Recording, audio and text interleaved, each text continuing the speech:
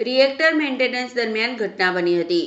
નાના બોરસરા નજીક આવેલી મંગલમૂર્તિ કેમિકલ કંપનીમાં ગેસ ગળતરની ગંભીર ઘટના સામે આવી છે. મૃતક કામદારના પરિવારજનોમાં શોકનો માહોલ છવાઈ ગયો હતો. ઘટનાની જાણ થતાં કોસંબા પોલીસ તાત્કાલિક ઘટના સ્થળે પહોંચી તપાસ શરૂ કરી હતી. સુરત જીપીસીબી અને ડીશ ટીમ પણ સ્થળ પર દોડી આવી તપાસ આરંભી છે. સુરતના માંગરોળ તાલુકાના નાના બોરસરા નજીક આવેલી મંગલમૂર્તિ કેમિકલ કંપનીમાં ગેસ ગળતરની ગંભીર ઘટના સામે આવી છે. રિએક્ટરના મેન્ટેનન્સ દરમિયાન 2 કામદારોના ગેસ ગળતરથી મોત નીપજ્યા છે. ઘટનાની વિગતો મુજબ અંકલેશ્વર રહેતા કામદારો રાજન શર્મા અને રાજનસિંહ ટાંકી સાફ કરવાની કામગીરી કરી રહ્યા હતા.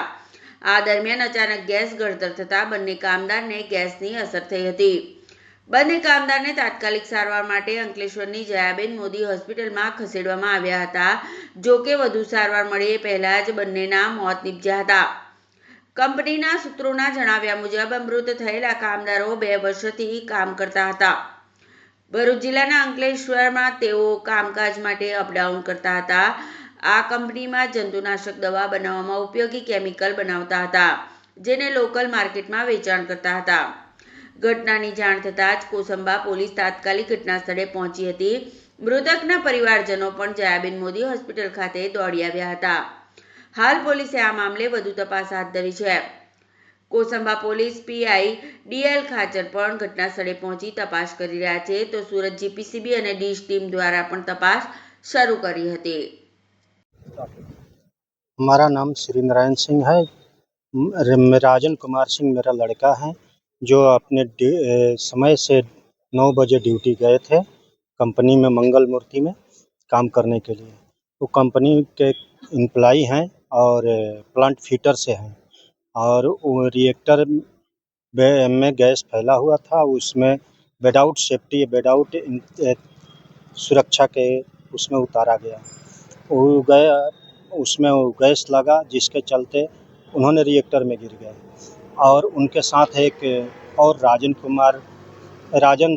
शर्मा करके थे लड़का, वो साथ में 2 आदमी गए थे, जो कि वो हाथ धराए थे तो वो भी साथ में गिर गए।